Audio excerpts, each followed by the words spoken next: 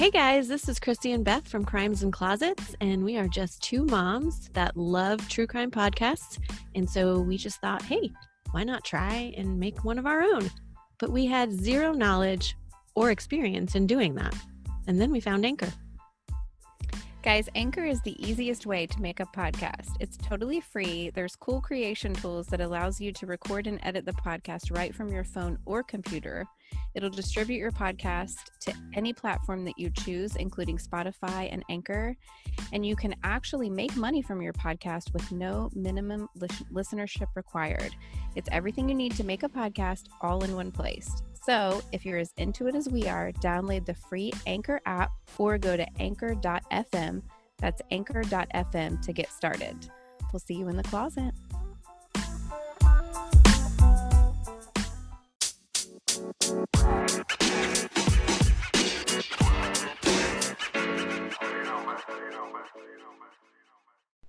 Hey, welcome back to Crimes and Closets. This is Christy in my closet in St. Louis. And this is Beth coming at you from my closet in North Carolina. Hey. Which is less syllables than Wake Forest. Oh man, here we go. We called Beth out for saying it was less syllables, or no, more syllables. Saying right. Wake Forest was more syllables than saying North Carolina. Totally not. North Carolina, 5 syllables. Wake Forest, 3. Hold a lot of information in my brain. Counting syllables isn't one. Not this the moment. I was trying to say Massachusetts, so. Yeah, exactly. So there was lots of stuff flying around that episode. It's all good. How are you? I'm good. I just had to rescue my husband. Yeah. So I'm glad that this is actually happening tonight. No, it wasn't that big of a deal. He decided to ride his bike to work this evening to just get some things done because he has a big presentation in the morning, and about 3 miles into the almost 8-mile bike ride, his pedal fell off. So he had to call me and I had to go rescue him real quick. But everything's good. How about you? Well, he shouldn't ride his bike at nighttime. No, I know. Try to tell him. In the dark. I hope he wore a white shirt. I don't even remember. Gray shirt, I think he had on. Listen to True a podcast. Listen to Crimes and Closets on his headphones. Yeah. See, that's not even safe. Can't listen to headphones. Don't ride your bike at night. Nope. Told you so. Told you so. Well, that's good. I'm glad he's rescued and home safe and we can record. And yeah. How's things going for you? Things are good. We're gearing up to homeschool, virtual learn in the next couple of weeks. So I set my dining room up with a little table, and so I don't have to bounce like a ping pong ball between all 3 of my kids while they're trying to educate themselves via computer. Yeah. Yeah, same. We're going virtual too. We got that notification like last week or something like that. So I know. We're all in this together. Yeah. I was just talking to a neighbor too this evening about how there's I feel like states, or she even said this, she felt like there were states that were slightly behind us in these calls. And I was thinking the same thing when I was on social media earlier today, that I saw someone asking about mask recommendations for their children in school. And this person lives in Wisconsin. And in my head, I'm thinking, y'all ain't going to school. Your numbers are about the same as ours. You just haven't gotten the notice yet. So in my hometown in West Virginia, they are indeed going back to school, but they have no cases. Yeah. It is, yeah, nobody visits there, really. Yeah. So they've been able to keep it out. Right. Yeah. And allegedly they are going back, so.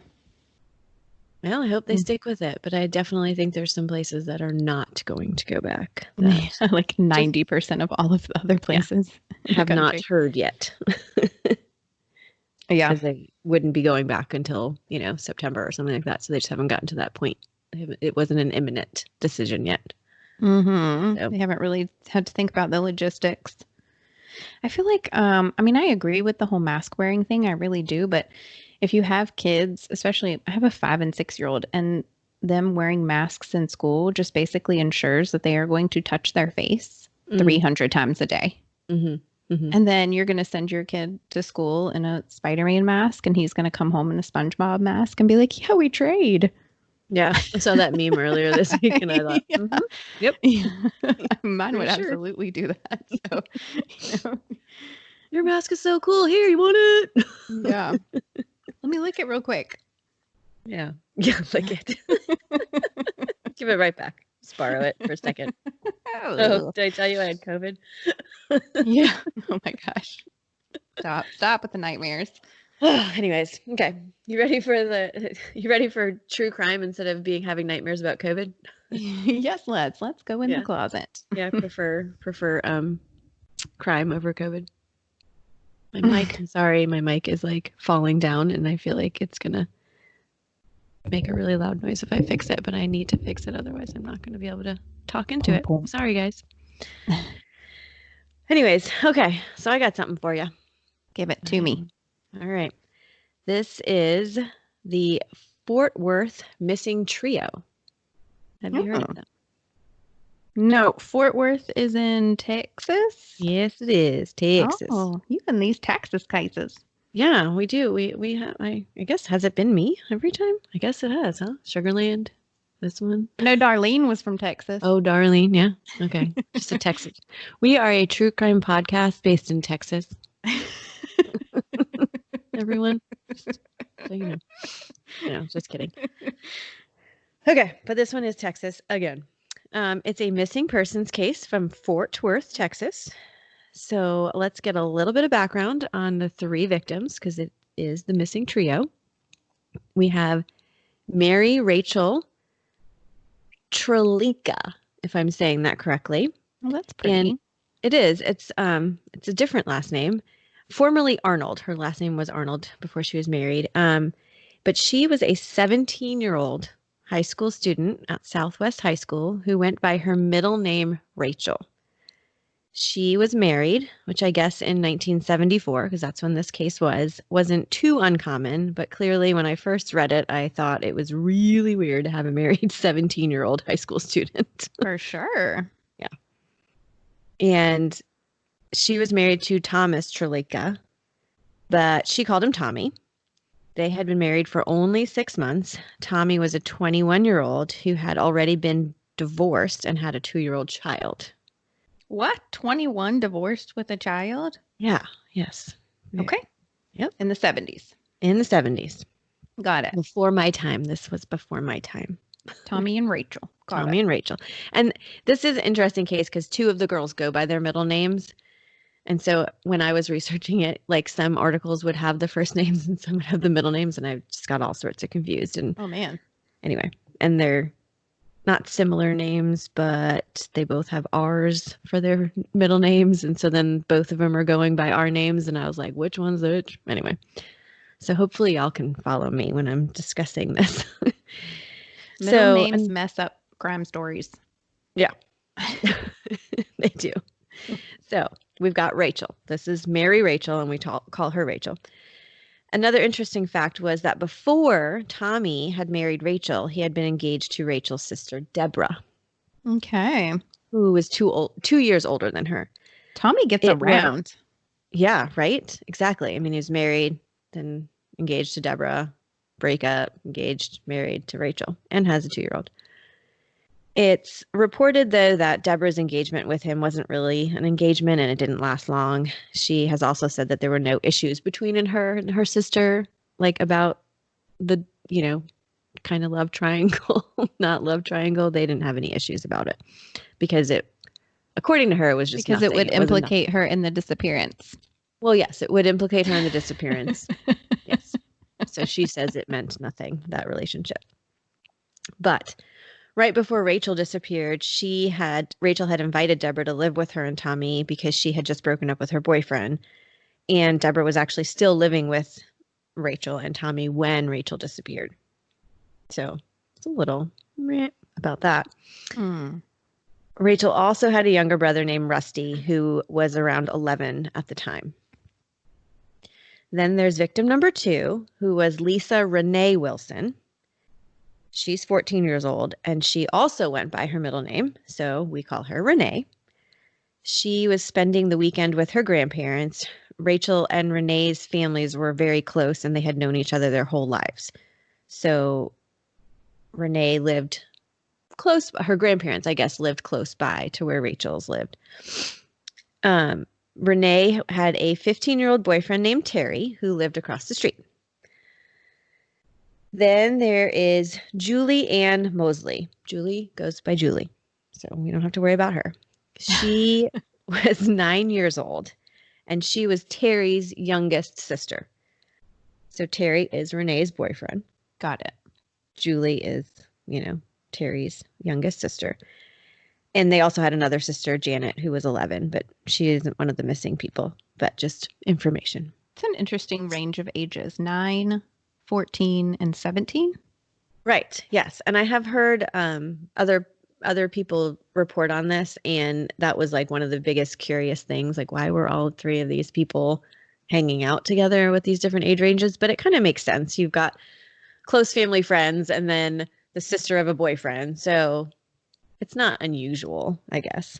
Okay. Especially, I think, maybe during that time. I mean, maybe now it would be weird for some 17-year-old to be hanging out with a 9-year-old, but I don't know, in the 70s, I feel like things were just different. People just, I don't know, hung out together more. I don't know what I'm talking about.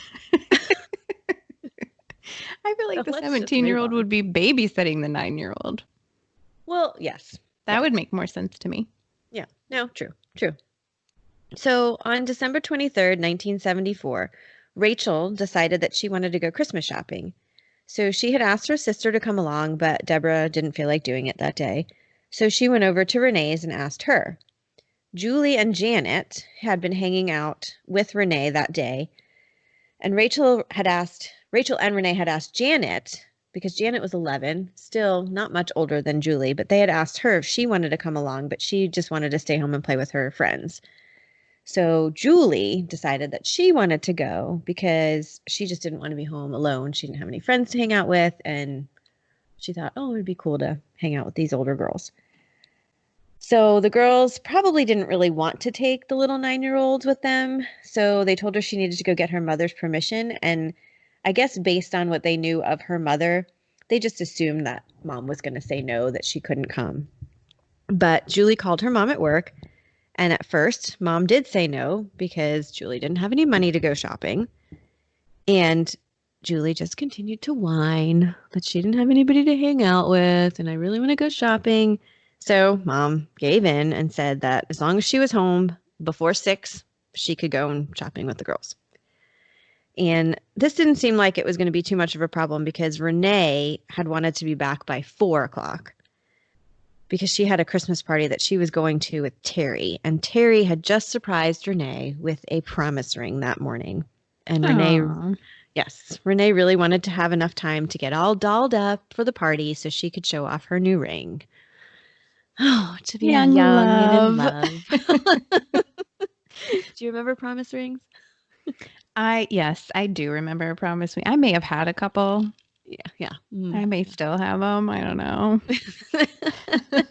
I'm not even sure if they exist anymore or if that's a thing at all. I haven't heard of them in a while. So. No, me neither. That's a good point. Yeah.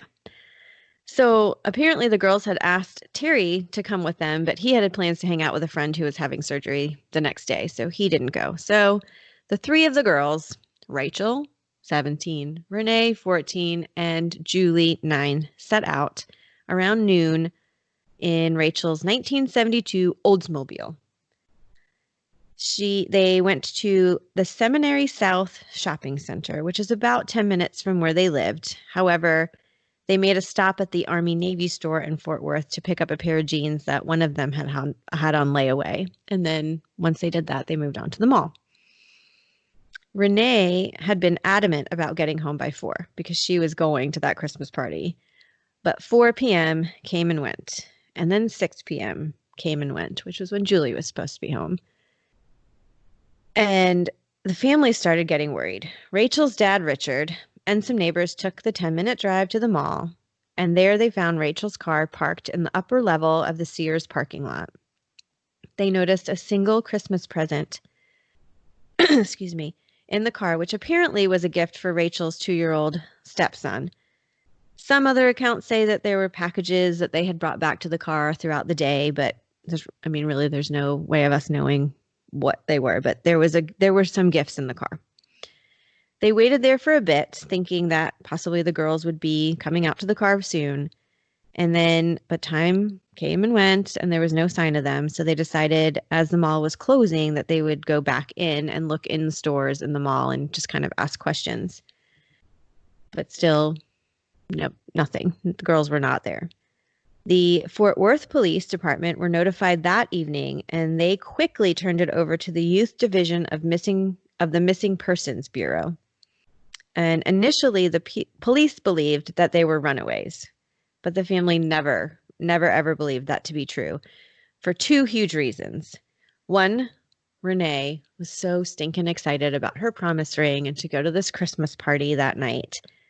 And the second was, what 9-year-old kid is going to run away 2 days before Christmas? Right. Also, what 17-year-old kid is going to run away with a 9-year-old? Well, yes. That's not your chosen, ride or die there. Right. Yes. Yeah. Like, had it been her and her sister or her and Renee, just the 2 of them. But no, there's a 9-year-old kid. I mean, we both have 9-year-old kids. We know that knowing they're going to get presents in 2 days, they ain't going nowhere. That's right. Be like, I could hate it at home. I get those presents and then I'm out. Yeah. I pack my bag with all my loot. Right. And bolt. So, and also, why would they invite the boyfriend and the sister if they had planned to run away? Like, they had invited or tried to get all these different people to come with them. So if that was their plan to run away all along, why would they try and ask all these different people to come? Yeah, that's sufficiently debunked.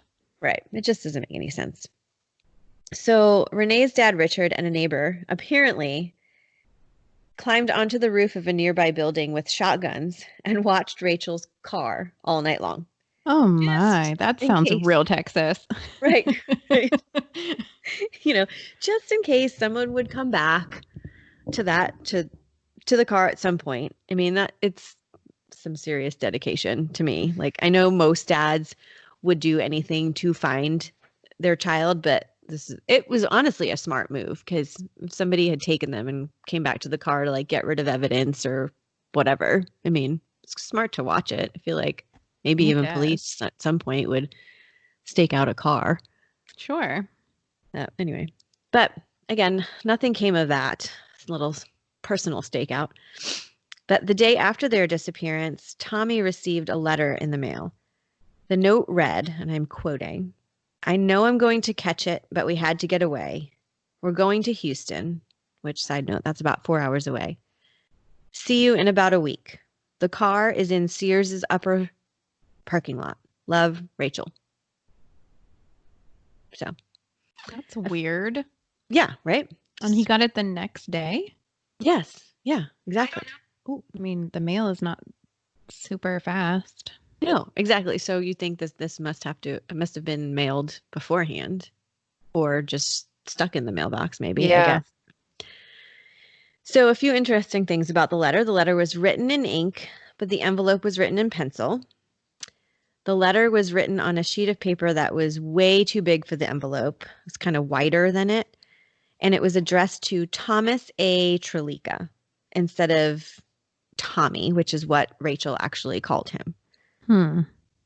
Rachel was written in the upper left-hand corner of the envelope, and it appeared to be initially misspelled with the L in her name was written as a lowercase. So if you think of cursive and how an E is formed and an L, they kind of are the same, but clearly there's, the E is smaller. So it looked like it was written as a lowercase E at first, and then somebody had gone back over it to make it a taller L. So almost like the end of Renee, but it was Rachel's name.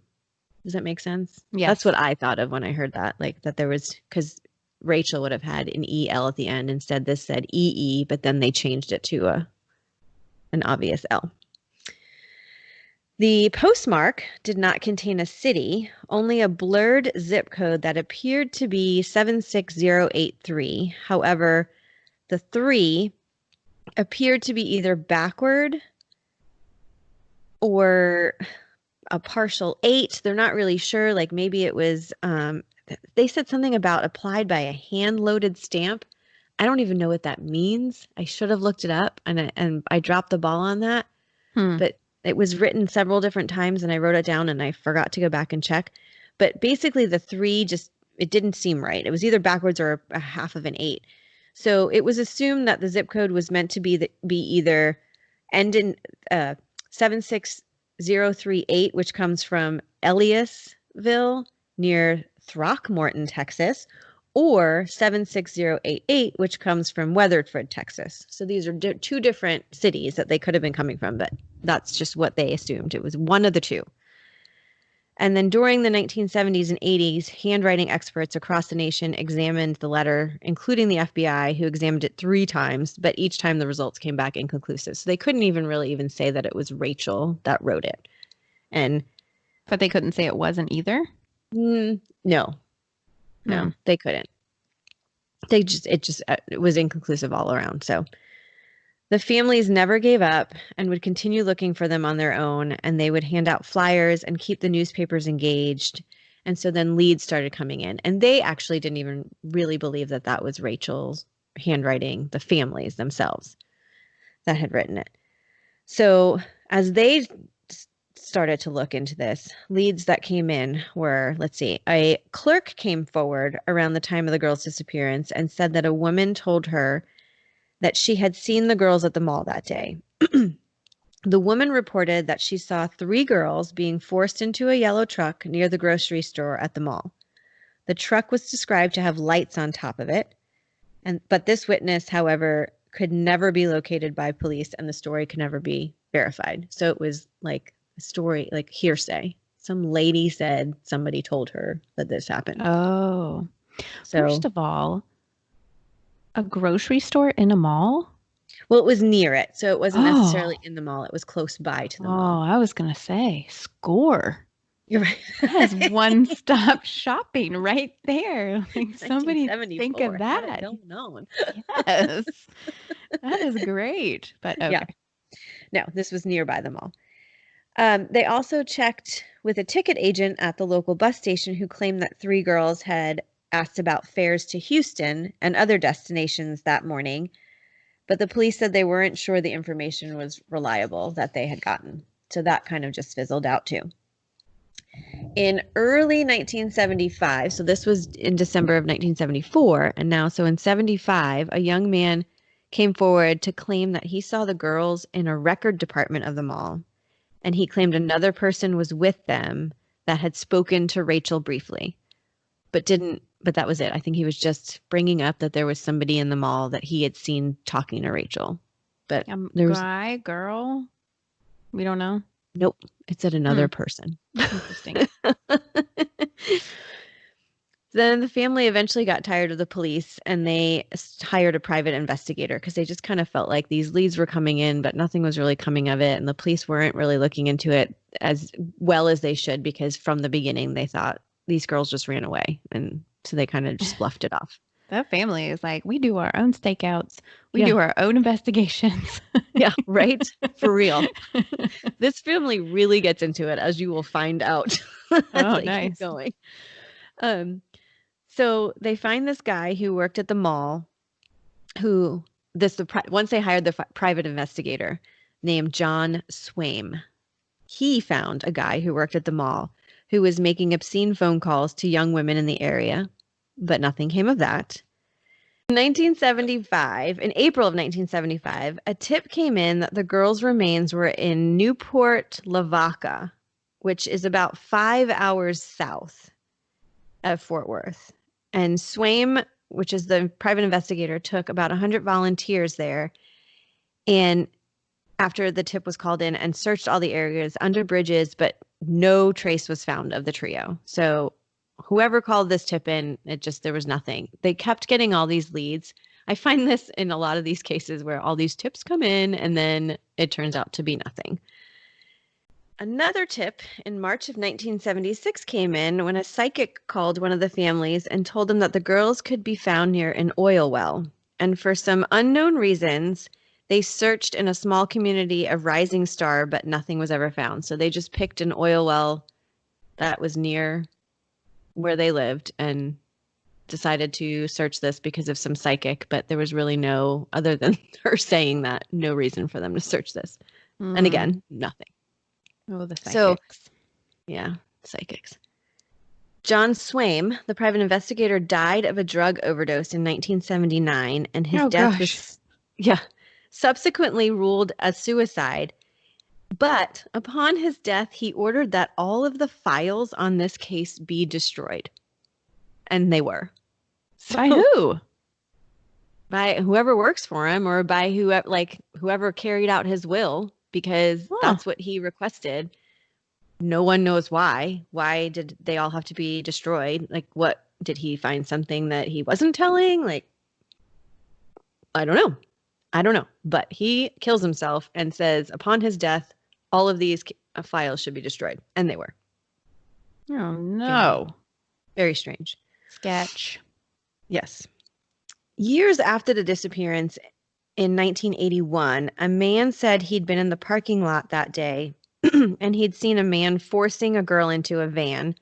And the man in the van told, this is like rhyming. I feel like I'm Dr. Seuss. The man in the van. The man in the van told him that it was a family dispute and to stay away out of it. So this guy saw this girl being forced in, tried to intervene, and that guy was like, nope, sorry, family dispute. Leave us alone. And he's like, okay, fine. Get the license plate. Right, something. I mean, that was 81. Come on, like, things had been getting a little bit better by then. Like, people had to be thinking of stuff. Like, yes, get a license plate. Like, no, don't let him force somebody into a car that they don't want to get into. Never. Anyway, over the years, multiple remains have been found. And of course, they get a little bit excited about, oh, have we finally found them? But no, none of them have ever matched them. And in 2001, police reopened the case because of advancements in technology. And the police interviewed at least 20 new witnesses who had reported sightings of the girls in the mall. And at this point in 2001, they finally narrow it down to 5 suspects. But they don't say much about it.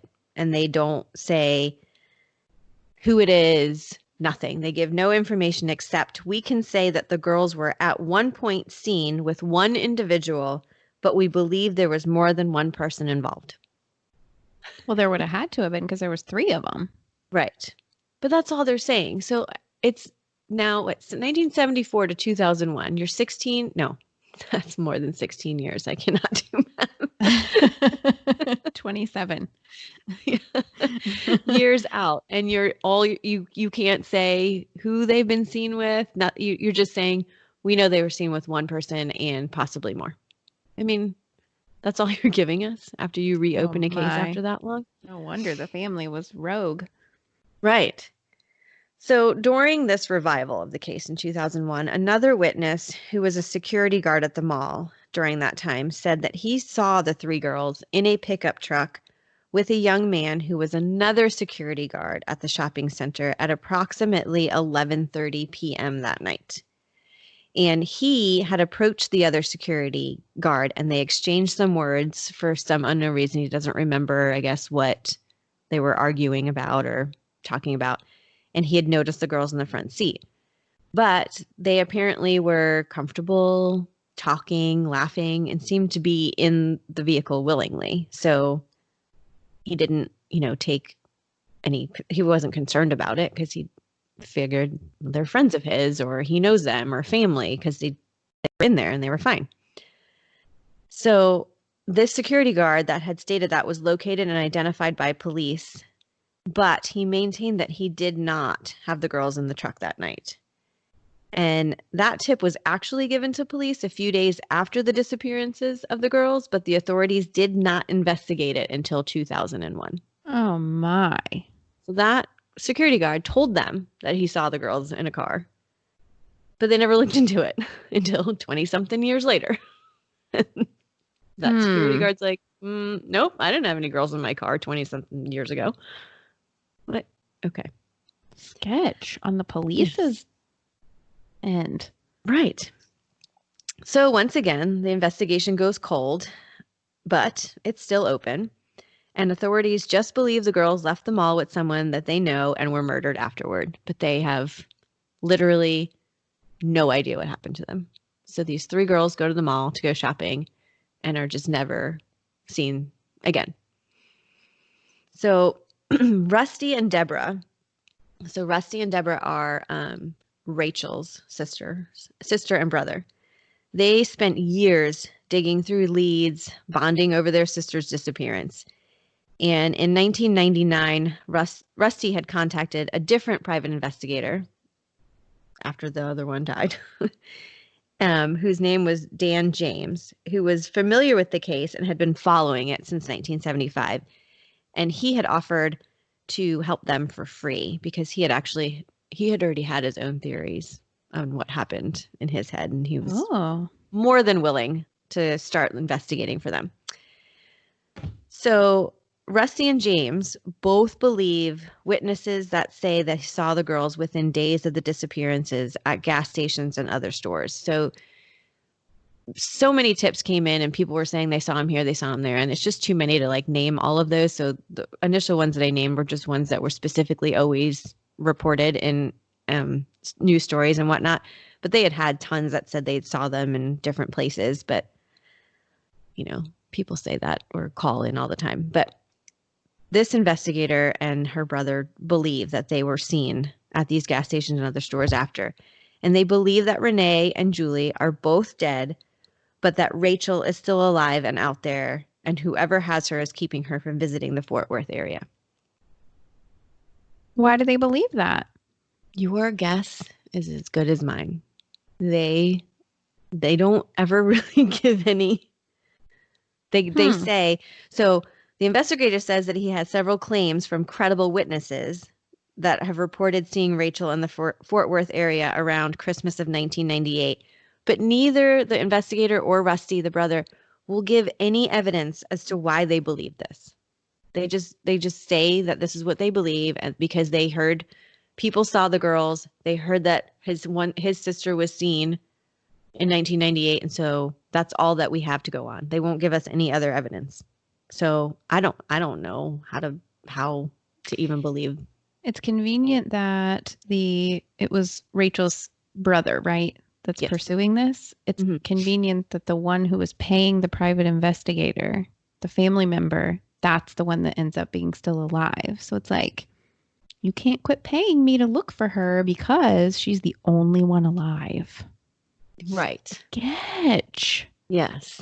And yeah, I mean, and what's he supposed to do? Okay, he's telling me my sister's still alive. Like, are you going to give up if somebody's telling you your sister's still alive? Right, exactly. No. So through all of this, Rusty and Deborah end up growing apart. Fran, who is Rachel's mom, basically blames that investigator because she says that he's basically poisoned Rusty's mind. And he believes all these things that the investigator says and is starting to question his own family and whatnot. And so they really kind of all grow apart. Rusty and his mom don't speak for several years. Rusty believes that someone they know had something to do with the disappearance, and several people started to think that Deborah was involved or knew more than she was saying. And they even go as far as to say that she wrote the letter to Tommy. The sister wrote it. Which, I mean, possible. It did get there quick. Right. It got there quick. In an article that was published in the Fort Worth Star-Telegram, many members of all of the families combined, because there's now like 3 different families that have missing children in this case, basically call out Deborah to take a polygraph in this article. And in 2009, she does say that she got actually on Web Sleuths. Posted on there. Welcome to the club, girl. Welcome to the Web Sleuths Club. She went on there and posted that she had, in fact, taken and passed 2 polygraphs, including one with the FBI. And Deborah thinks it's possible that substance abuse also had a hand in Rusty's beliefs in the case. So, substance abuse mixed with this private investigator just feeding him what he kind of needed to hear. So, she doesn't really blame Rusty for going down this path, but I mean, it's your brother, and you're not really going to talk to somebody who thinks that you had something to do with your sister's disappearance and possible death. But yeah. So anyway, over time, though, Rusty has come around and mended his relationships with his mother. He believes now that they are all most likely dead and is almost embarrassed about his former theories. Rachel's mom, Fran, who is now in her 80s, puts 3 angels in her lawn every Christmas time to symbolize the missing girls. Aww. Most of the family members and all the families have, their lives have just gone on. The Wilsons, which is Renee's family, never gave up looking for her. However, her mother passed away in 2015 without having any closure. And Julie's mom, Rayanne, she had a really rough time after that, the disappearance, including losing her job and being just unreliable for her children and having multiple breakdowns. She was harassed by pranksters, including one that called her decades after Julie's disappearance, claiming to be Julie. And Rayanne, Julie's mom, actually met with this woman and found out through a DNA test that she was lying the whole time and she was not her daughter, which, could you imagine? No. Who in their right mind would do that and call up some woman who's been missing her daughter for decades and be like, I'm her. I'm Julie. I'm your daughter. Just to, like, who messes with somebody that way? And her mom also died in 2013 without any answers. So we are, once again, at a loss for these families and to where these children are, or they're now grown-ups because they're like in their 50s now. Right. And there's lots of age progression photos of these girls online. I'm going to actually post them when this story comes out because it's very interesting to see those age progression photos. But anyway, again, just no answers for these families and these girls that just disappear from a mall right before Christmas 20-something years ago. Yeah. Or, no, now it's not even. It's a really long time ago, Christy. Oh my gosh. Are you kidding me? Like, I can't. To me, that is 20-something years ago, and we're all, like, it's not. It's 26 plus 20. It's 46. Are you 20-something years old? It's 46 years ago, you guys. To me, the 70s is only 20-something years ago. I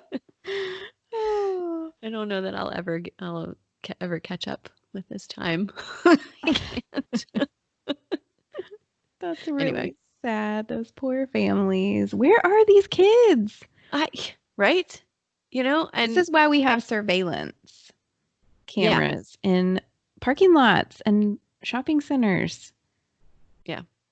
Because of them. Yeah, exactly. Because you can't rely on people's memories of things or what they saw or what they think they saw, because you could give a description of a girl and be like, oh yeah, I saw a girl that looked like that. Sure. In that car, or getting forced, because your mind starts to think too that that's what you saw, or you saw that specific person. I feel like, you just want to be there to help, and you're not meaning to lie, but there's 3 girls. And so it is different to say, like, I may have seen one of the girls independently, but like if you saw 3 girls that match this wide range of ages, right. Because you don't typically see a 17-year-old and 14-year-old and 9-year-old. I mean, I guess if they were all sisters, but like that's I would remember, I think. Mm-hmm. I mean, not 40-some years later, but I would remember at the time. Right. Yeah. And there are people that say they remember seeing the girls in the mall in general, because they remember specifically, I believe it was Renee's shirt, whatever she was wearing had a saying on it. I can't remember what it said, but they remember her specific shirt and seeing her. But again, it was just like, we saw them in the mall. So it was really not, okay, so they made it to the mall. They were in the mall, but it really didn't help the investigation any to know that. Right. It was just with time frames, it could maybe, but. Right. But in terms of like, who was the last person you saw them with? Well, it didn't didn't help them in that way. So Yeah. So I guess if anybody has any information, they can contact the Fort Worth Police Department at 817-469-8477. But it's been a long time. Only like 10 years. And don't throw crappy tips. Yeah, please. Don't give them false hope. Oh, but anyway, that's all I got for you. I liked it. Yeah, guys, go to the mall in groups because that's safer, except when it's not. Right. True. And they should put grocery stores in malls. Oh, yes. Is this your next business model? It should be. Yeah. The malls are non-existent anymore anyway. No, very true. That is true. But we could bring them back with the grocery stores. Mm-hmm. I'd go to the mall if there was a grocery store in it because I don't like the mall, but if I could get something else done while You would grabbing just a go to bra the from grocery Victoria's store. Secrets. Oh, good true story. See? Putting it in the bank. All right, guys. Thank you so much for listening and for supporting us. If you like what you're hearing, we would love to get a 5-star review from you on Apple. You can also review us on Facebook too, which is a great little thing because it posts on our page and we really love that. Click subscribe. Come find us on Facebook, Instagram.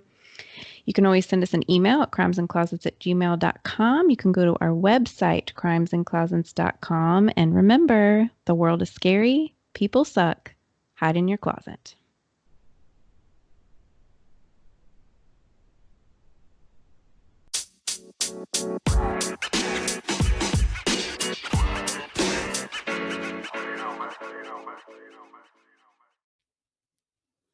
Hey guys, this is Beth here at Crimes and Closets. We here in the closet love a good girl gang. We also love a new and creative podcast. So let me tell you about Crime and Roses. This podcast gives you a rundown of the latest and greatest Bachelor drama mixed with a true crime story. So if you are a member of the True Crime Fan Club and Bachelor Nation, check out friends Megan and Danielle on a platform of your choice. Just search for Crime and Roses, hit subscribe, and tell them Christy and Beth sent you. And don't forget to check us out every Monday for a new episode. We'll see you in the closet. Hi there, I'm Megan. And I'm Danielle. And we are Crime and Roses. We are a true crime and Bachelor franchise recap podcast. Yeah, we're both. We are 2 Georgia attorneys watching and recapping all things Bachelor just for you. So we're talking Bachelor, Bachelorette, Bachelor in Paradise, Winter Games, Summer Games, all the games. basically any show that ABC comes up with and forces us to watch, and then we'll release a true crime episode connected to what we've seen on the show that week. So if you don't like true crime, we have The Bachelor. And if you don't like The Bachelor, we have true crime. And if you don't like either, We're probably not the podcast for you, and that's okay. so if you're into one of those things, both of those things, come check us out as we combine our 2 favorite things into one-stop listening shop for you. So find us on your favorite podcatcher and on social media at Crime and Roses, and email us at crimeandroses@gmail.com. Bye, love you, mean it.